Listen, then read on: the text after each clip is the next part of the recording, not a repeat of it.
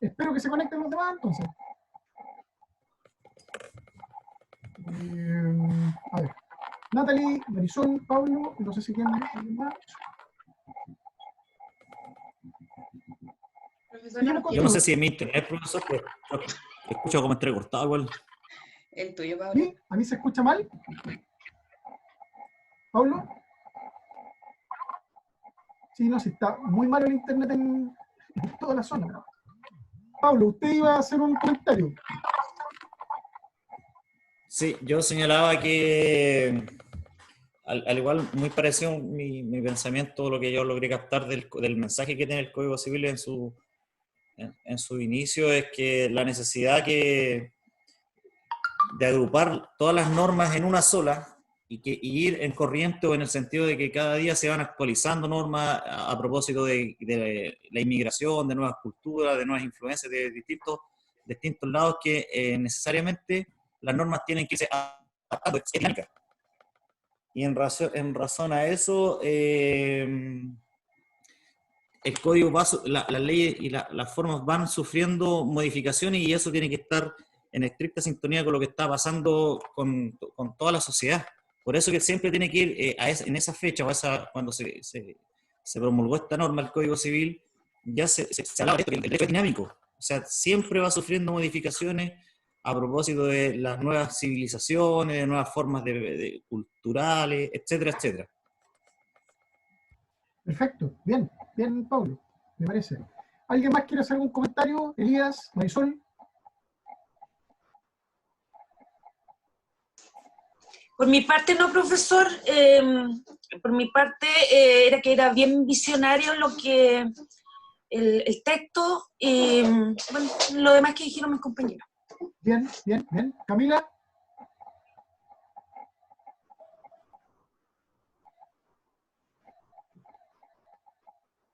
Camila, ¿está por ahí o no?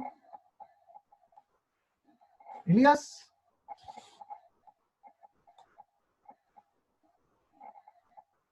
Elías. Bien. Sí, Sí, ¿no hay el más? Elías dice que no puede activar el micrófono. Ah, ya. Ah, se están comunicando por el chat, por WhatsApp. Sí. Que lo Bien. explique por el chat. Ah, de veras, aquí está el chat, por toda la razón. Pues. Sí, si el profesor que no puedo hablar no me deja activar el micrófono. Ya, ok. Tiene su video por el chat. Claro, pero por supuesto, hay que dar todas las instancias del programa. Lo mismo Camila, si Camila quiere activar su micrófono, por favor, estamos en tiempo para hacerlo. Profesor. Dígame. Ya, de partida contarle que tengo pésimo internet, porque vivo en el campo. Ya, y bueno, respecto a lo que decía el mensaje del código, sí, concuerdo con todo lo que dice mi compañero, creo que sería como redundar en lo mismo. Concuerdo completamente con ello. Perfecto. A ver, más o menos como para hacer un análisis, digamos, de este tema, lo que viene a cambiar este grupo de jurisconsultos liderados por este equipo de Andrés Bello es cambiar la forma de cómo lo estaban haciendo con la legislación española desde el descubrimiento, la colonia y todo este proceso en que España introdujo todas estas instituciones jurídicas, políticas y sociales, ¿ya? Que obviamente trataron de uniformar criterios en estos nuevos territorios. ¿Ya? Sin embargo, creo que es muy importante señalizar acá lo que significó la Ilustración, lo que significó, ¿no es cierto?, todo este avance independentista y la inducción, ¿no es cierto?, por ejemplo, de la independencia de los Estados Unidos, 4 de julio de 1779, después el 14 de julio, después, ¿no es cierto?, en 1776 en Estados Unidos, y el 1769 en la Revolución Francesa, 14 de julio. Entonces, lo importante es la incorporación del principio de soberanía, ¿ya? Ahí bien lo remarcó Enzo, Natalie también, de lo que significa, ¿no es cierto?, una legislación propia. Cada estado se merece una nueva legislación, y es así como mejora la técnica a través de los nuevos influjos que trae, ¿no es cierto?, este proceso independentista, con el Código Napoleónico, 1812, el aporte, ¿no es cierto?, de la legislación alemana. En ese minuto eran repúblicas todavía independientes, ¿no es cierto?, el Código Sardo. También lo novedoso, ¿no es cierto?, de la legislación española. Pero aquí vienen los acentos. Hay un tema histórico que es bien interesante. Me recordé delante cuando les grabé el video que lo tengo que subir ahora. Es lo siguiente. O'Higgins es un hijo ilegítimo. Él era Bernardo Riquelme. Hasta una edad más o menos avanzada, él era conocido, ¿no es cierto?, como Bernardo Riquelme. Y esa situación causó en este padre de la patria, ¿no es cierto?, siendo un hijo de un virrey, que él no tuviera el mismo reconocimiento que un hijo legítimo. Y esa situación va a marcar fuertemente el tema de la abolición de los mayorazgos. Eso ustedes se tienen que acordar en historia del derecho, que lo vieron, ¿no es cierto? Me imagino que sí. Y eso significó un tema importantísimo, porque el hijo mayor llevaba toda la herencia, y eso destruía, ¿no es cierto?, este principio de la repartición por cargas, por personas, y por lo tanto la herencia siempre quedaba en una pura mano. Entonces, este tema fue elemental en esta nueva visión, que el derecho español también creaba distorsiones. Y el influjo de legislación nueva, principalmente la legislación francesa, trae todo esta nueva visión de que la sucesión, ¿no es cierto?, la herencia es para todos los que son descendientes del cujus, ¿no es cierto?, o el causante. Todo este aporte del derecho romano, totalmente, ¿no es cierto?, ya influenciado con estos nuevos tiempos, le vienen a dar una nueva visión a este derecho civil, enfocado obviamente en la familia, en el matrimonio legítimo, y un sinnúmero de cosas que ustedes ahora verán y estarán viendo todo este cambio que hay, esta visión solamente de un régimen jurídico de la sociedad conyugal, con todas las perversiones que significó hasta entrado el siglo XX, ¿ya? Que produce, ¿no es cierto?, que se creen nuevas formas de administración, ¿ya? Con también, ¿no es cierto?, este influjo del artículo 150, en el cual la mujer casada en sociedad conyugal puede acceder, ¿no es cierto?, a poder adquirir bienes a sí misma, ¿ya?, por su actividad económica separada de su marido. Entonces, hay un sinnúmero de cosas novedosas que va a traer este nuevo Código Civil 1855, ¿no es cierto? Presidente Montt en ese minuto trae, ¿no es cierto?, este influjo con un enfoque basado en la libertad económica, principalmente el tema de la propiedad. Aquí hay un tema importantísimo. El principio de la libertad de circulación de bienes, personas, capitales, ya está en este Código Civil, que es antiquísimo, pero muy moderno para la época y con un fuerte influjo en América Latina, ¿ya? Código Civil de Argentina, el Código Civil de Colombia, en México y otros países, principalmente centroamericanos, han adoptado el Código Civil chileno como un código lineal, ¿no es cierto?, dentro de lo que es el aporte que ha significado. Por ejemplo, todo el aporte que ha significado el derecho internacional privado, y aquí digamos la importancia, ¿ya? Véase, ¿no es cierto?, el artículo 14, que las leyes, por lo menos las normas del Código Civil se aplican tanto al chileno como al extranjero, ¿ya? Y no hace diferencia en ellos entre lo que es la adquisición y el ejercicio de los derechos civiles, ¿ya? Entonces, hay una cuestión que es relevante. Artículo 15, respecto, ¿no es cierto?, de la relación jurídica de los chilenos, ¿ya?, no importando su domicilio o residencia en el extranjero, es decir, el chileno le sigue su legislación donde sea que vaya, y aquí hay un tema que es el estatuto personal del chileno, el artículo 15, muy importante, ¿ya? Luego, ¿no es cierto?, la relación con los bienes, artículo 16, artículo 17 y 18, que tiene que ver específicamente con los bienes, que tiene que ver también, ¿no es cierto?, asimismo, con las formas de cómo estos bienes pueden adquirirse o pueden enajenarse en el exterior o dentro de Chile. Pero aquí muy, muy atento, porque Andrés Bello, junto con la comisión, establecen todo este vínculo del dominio en la relación de la posesión, principalmente para que estos bienes no sean, ¿no es cierto?, afectos a ningún tipo de situaciones irregulares. Ya en ese minuto, ¿no es cierto?, ya teníamos situaciones que podían afectar el derecho o la posesión. Entonces, el artículo 1801, en materia de la posesión, en materia de la compraventa, ¿ya?, y principalmente la compraventa de bienes raíces, establece una condición, realizarla mediante, ¿no es cierto?, escritura pública. No existe otra manera. Aquí vienen un sinnúmero de preguntas, ¿no es cierto? ¿Qué pasa con el ciudadano chileno que reside en Bélgica, ¿no es cierto?, y quiere vender una propiedad ubicada en Pinto, ¿no es cierto?, allá en su región, ya en Ñuble, a un ciudadano que reside en Irán, ¿no es cierto?, pero que tiene, obviamente, los dineros suficientes para poder invertir acá en Chile, pero mediante una escritura privada. ¿Creen ustedes que esa escritura privada puede provocar algún efecto en Chile? ¿Quiero escuchar alguna opinión?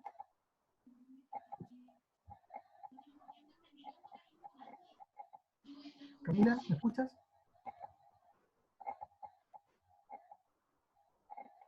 ¿Quién quiere opinar? Marcela, hola. Hola. No acabo de conectar, no había podido. Ah, ya, perfecto. ¿Escuchaste el ejemplo que estábamos No, conversando? acabo de ingresar, profesor. Mira, estábamos viendo la modernidad que significó el mensaje del Código Civil. ¿Tú lo leíste? ¿El No, mensaje? no lo leí. Léalo, léalo, Ya. léalo. ¿Ya? Entonces, colocamos un ejemplo, sí, más o menos fácil.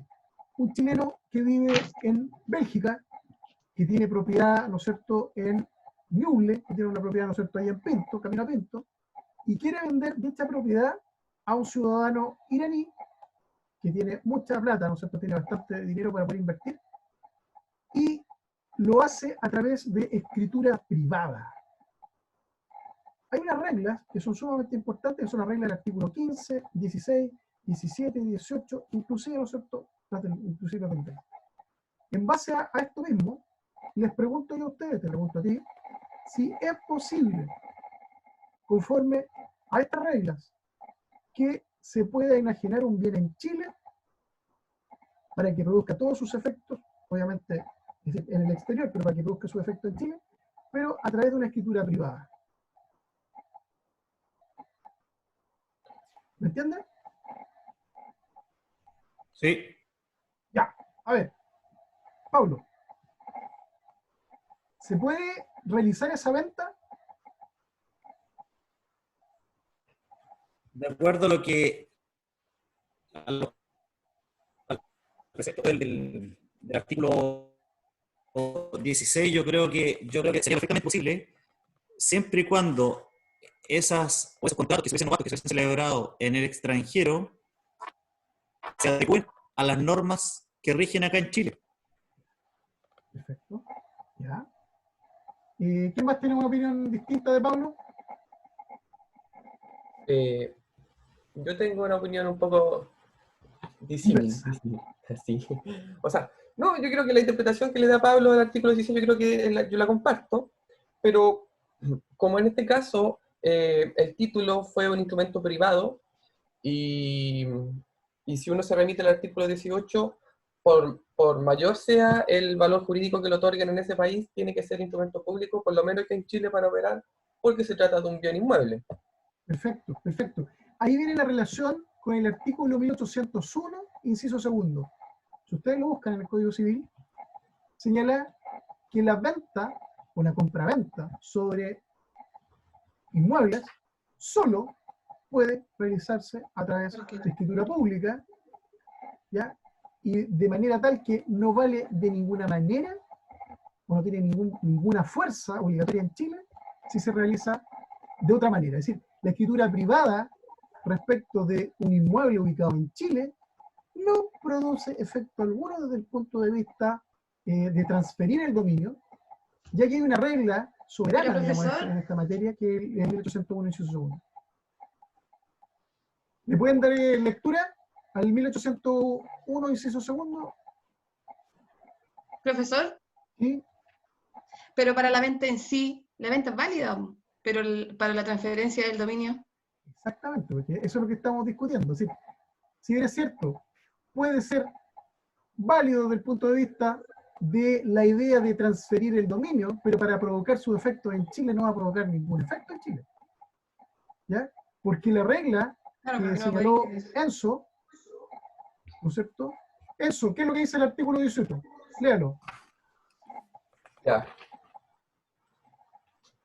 En los casos en que las leyes chilenas exigieren instrumentos públicos para prueba que han de rendirse y producir efecto en Chile, no valdrán las escrituras privadas, cualquiera sea la fuerza de estas en el país en que hubieran sido otorgadas.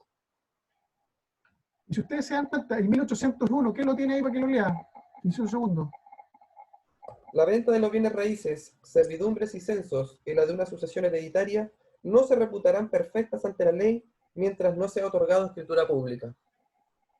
El legislador es expreso en darle, ¿no es cierto?, valor a los instrumentos conforme, ¿no es cierto?, a nuestra propia normativa. Por eso que es importante el alcance que si estamos vendiendo un vehículo, un bien raíz, perdón, un bien mueble, si estamos vendiendo derechos, pero cuando se está refiriendo a un inmueble, la ley es específica y se expresa, ¿no es cierto?, que el instrumento, la naturaleza de este, sí tendrá efectos jurídicos distintos o diversos, ¿no es cierto?, si se tratara de un inmueble, de una situación de un inmueble que de un bien mueble. Y justamente estamos hablando de la relación del artículo 18 con el artículo, ¿no es cierto?, citado del 1801, inciso segundo del Código Civil. Ahí no hay nada que decir. La interpretación válida, jurídicamente hablando, para que produzca efectos válidos, es la que señala el código, y es así como la jurisprudencia, esto es importante, ahí vamos a ir comentando también jurisprudencia, que es la jurisprudencia de la Corte Suprema principalmente, que uniforma, que no hay ninguna otra interpretación que la que se señala, ¿no es cierto?, por los tribunales superiores de justicia. ¿Ya? Y de esta manera, las discusiones que se han provocado en este respecto siempre han impuesto el criterio que en este sentido, digamos, se ha expresado tanto por la doctrina o la jurisprudencia de mayoría, ¿no es cierto?, en esta situación. ¿Alguna duda? Profesor, ¿Pregunta? ¿Sí? pero yo insisto que podría caber la posibilidad, porque si ese contrato privado celebrado en el extranjero, el artículo 16 dice que serán válidos con las normas con arreglo a las leyes chilenas, y si ese contrato privado se incorpora en una escritura pública, ¿no es válido acá en Chile entonces tampoco? Porque ese es el tema. Resulta que hay que ver qué naturaleza jurídica tiene ese instrumento en el exterior para que tenga la misma naturaleza, para que sea homologable, tal como tú lo estás diciendo, porque tiene sentido, ¿eh? Tiene sentido lo que estás diciendo, porque estamos hablando que es un instrumento privado, ¿ya? Y la ley acá en Chile dice que instrumentos privados respecto de la transmisión o transferencia del dominio solo debe realizarse, ¿no sé?, por un instrumento público. Si ese instrumento privado en el exterior, estamos hablando que esto se hizo en Bélgica, ¿ya?, puede tener la naturaleza, la característica de instrumento público para efectos del derecho chileno, es muy probable que no habría ninguna disquisición.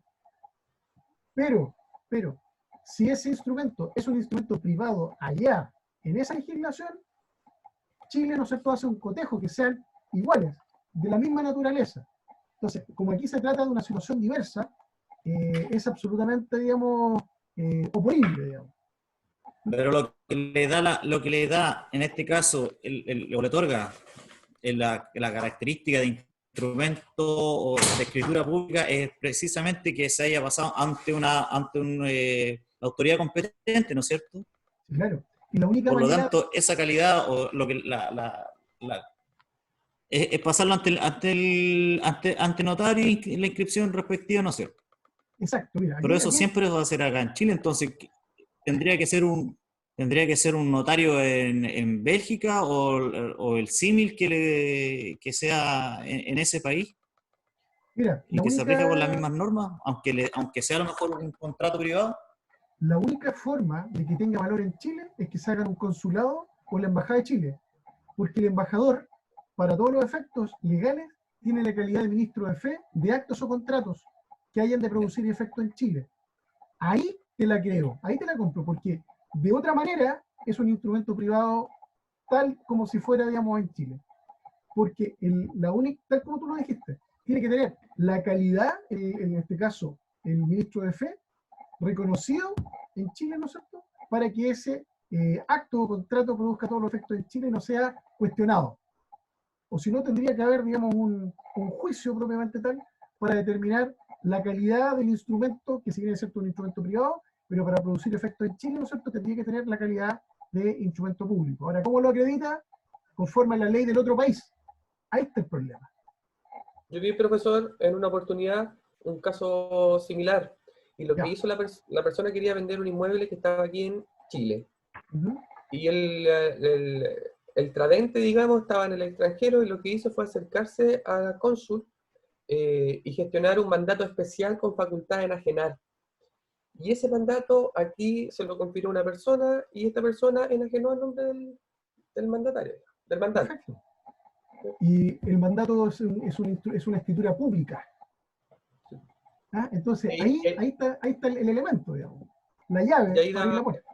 El cónsul es el que daba fe de aquella situación. Así es, así es. Entonces, no sé si en ese respecto se aclara la situación de que para que la legislación, un instrumento privado, cualquiera sea la fuerza que tenga en el país que sea, en Chile no va a producir efecto alguno, porque siempre va a ser un instrumento privado, salvo que se autorice ante un ministro de fe de Chile en el exterior. Y si ustedes ven estas normas en el Código Orgánico de Tribunales, ¿ya? Después vamos a buscar, digamos, en particular este tema, los embajadores, los cónsules, tienen las facultades de reconocer, ¿no es cierto?, ciertos documentos, la calidad de instrumentos públicos en el exterior. Son los únicos. ¿Ya? Eso.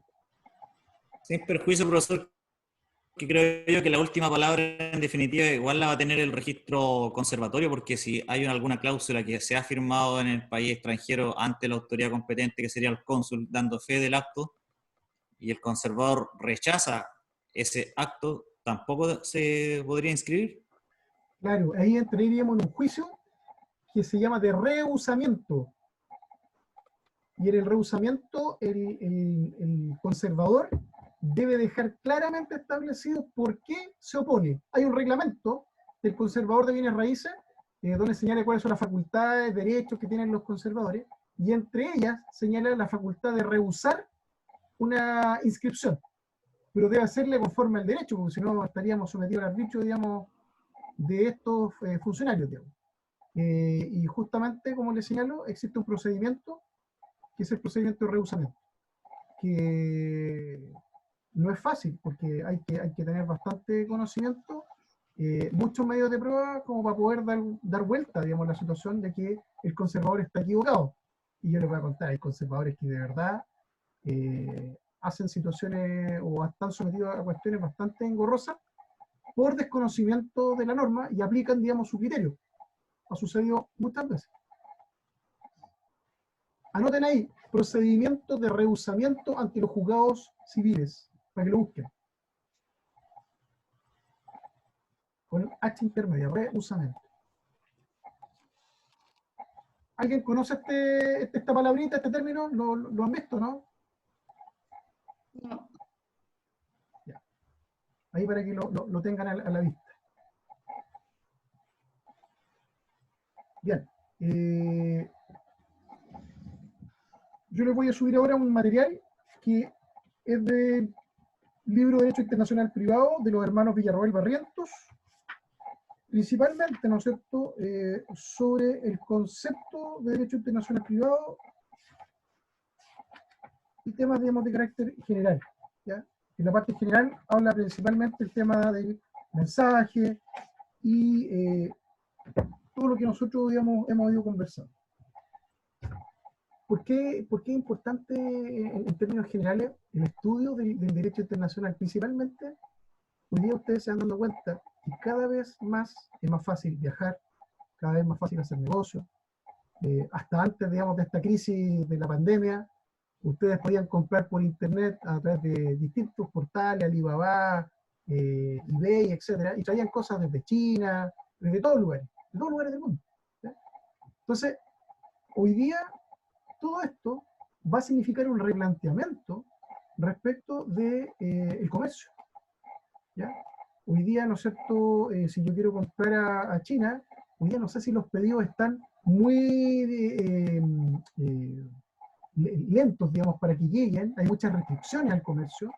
Más encima, toda esta guerra económica que ha habido entre Estados Unidos y China, que ya se proyecta ya hace más de 2 o 3 años atrás, desde que asume la presidencia Donald Trump, hay todo un tema de sacar del foco a China. ¿Por qué? Porque China ya es la segunda economía del mundo y ya está saliendo, ¿no es cierto?, de este nivel, incluso, ¿no es cierto?, va a llegar a ser la primera economía, y está destronando a Estados Unidos. Entonces, esta guerra económica ha afectado todos estos principios de libertad, de circulación de personas, de bienes, etc.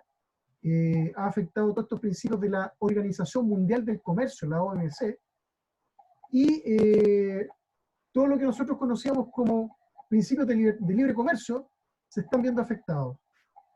No sabemos cuáles van a ser estas proyecciones de aquí más adelante, porque esto de verdad es un tema que se está tan en desarrollo, de manera tal que todo lo que nosotros hoy día podamos ver está absolutamente en discusión. Este es un derecho dinámico, es un derecho que ha ido perfeccionándose principalmente a través de 2 guerras. La Primera Guerra Mundial, piensen ahí ustedes que hubo un presidente muy importante que se llama Woodrow Wilson, que estableció el principio de los 14 puntos. Y uno de ellos, para que finalizara esta Primera Guerra Mundial, exigió, dentro, ¿no es cierto?, de sus facultades a la creación de la Sociedad de las Naciones, que se estableciera la libertad de mar, de navegación, la libertad, ¿no es cierto?, del comercio, que las economías y la democracia fuera el sistema, ¿no es cierto?, imperante, y así, ¿no es cierto?, como esto se proyectó, hasta que nuevamente se provoca el desequilibrio de la Segunda Guerra Mundial, con todas las consecuencias que ustedes saben. Voy a llegar al año 45, ¿no es cierto?, cuando se crea las Naciones Unidas, que va a tomar todos estos principios de la Sociedad de las Naciones y va a generar, ¿no es cierto?, este acuerdo político, económico y social para que los estados salgan de este estado después de la catástrofe que significó la Segunda Guerra Mundial. Ahora, ¿por qué no está ahí? Porque la Organización de las Naciones Unidas crea un foro de desarrollo económico que se llama UNCTAD, y dentro de ellos, ¿no es cierto?, se crea esta comisión de Derecho Internacional Privado que se denomina, lo voy a escribir acá, a ver, me voy a meter acá, se denomina UNIDROIT. Este principio es el que hoy día nos está llevando a que la economía se desarrolle de manera global, con normas para todos los estados, sin hacer distingos si es un ciudadano extranjero, ¿ya? Porque ya en la década de los 50, principalmente, y 60, que se empieza a desarrollar este UNIDROIT, es principalmente para evitar legislaciones que puedan ser perjudiciales para cualquier ciudadano extranjero que se encuentre en un tercer estado, ¿ya? Y lógicamente, el desarrollo de la Organización Mundial del Comercio, la OMC, el desarrollo de la Unión Europea, y después, ¿no es cierto?, ya en la década de los 80, 90, cuando ya se desarrolla cada vez más este concepto con el Tratado de Maastricht, ¿ya?, que fundamenta este principio de que la Unión es una unión económica, política y de cohesión social, tenemos un tremendo principio, ¿no es cierto?, de que el derecho internacional privado es absolutamente importante, ¿ya? El Código Civil chileno, para que ustedes sepan, tiene todo un principio de revisionismo a través del Código Internacional Privado de Bustamante.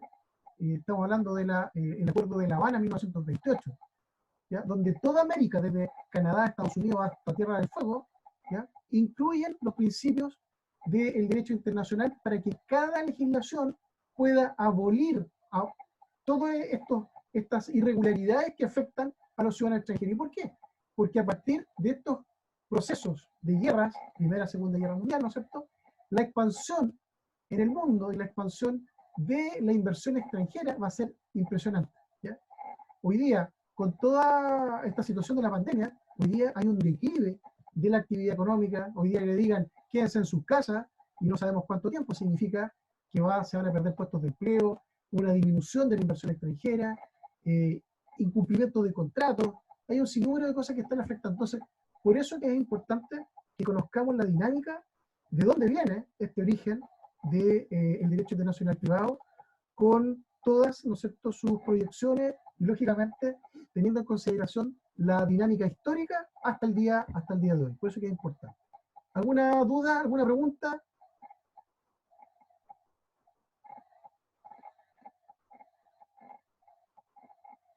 Pablo, Enzo. De momento no, profesor.